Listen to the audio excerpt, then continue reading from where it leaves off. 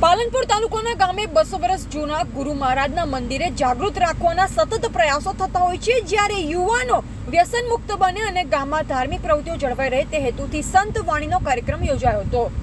આજના મોબાઈલ યુગમાં વ્યસ્તતા છે, ત્યારે ભજન કીર્તન અને આધ્યાત્મિકતા તરફ લોકોનું મન વિચલિત થયું છે, ત્યારે ગામડાઓમાં હજુ પણ સંતવાણી જેવા કાર્યક્રમો થકી ધાર્મિકતા જળવાઈ રહે તેવા પ્રયત્નો થાય છે।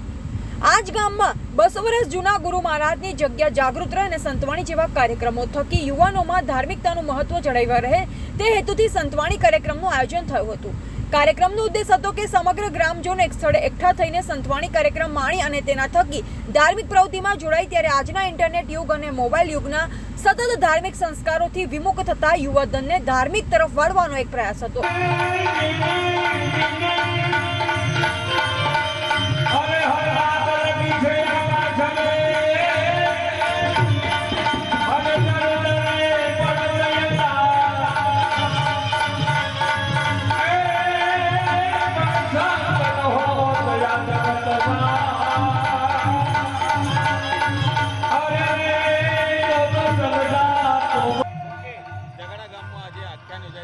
આજે અમારા જગાડા ગામમાં પુણ્ય અને પવિત્ર ગુરુ મહારાજની જગ્યામાં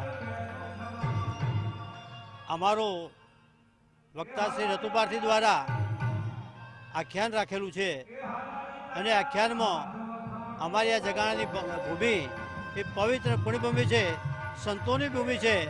અમારી ગામની માતૃશક્તિ જનેતાઓએ શાંતિદાસજી, સેવાદાસ, પ્રભુદાસ અને સંભવરત્ન જેવા દુર્ગાપારથી મહારાજ જેવા સંતો આપ્યા અને એના આ ગુરુમારી જગ્યામાં ભાવ ભક્તિ રૂપે આજે આ વ્યાખ્યાન રાખ્યું છે અને એમાં આજુબાજુના પંખોમાંથી ગામની હજારોની મેદનીમાં અહીંયા ઉપસ્થિત છે અને અમારો આશય કે આ જગાડા ગામમાં સંસ્કૃતિ, સંસ્કાર અને વ્યસન મુક્ત સમાજની રચના થાય એ દિશામાં અમે ભક્તિ માર્ગ દ્વારા ઉજાગર કરીએ છીએ।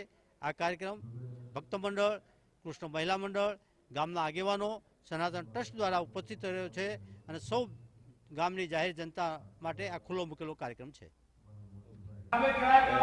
જે રીતે જગાડા ગામની અંદર ભક્તિમય વાતાવરણ સર્જાયું, આજે વર્ષોથી આમ તો વારંવાર થોડા સમયના અંતરે કંઈક ને કંઈક ધાર્મિક પ્રોગ્રામો જગાડા ગામે થતા જ હોય છે।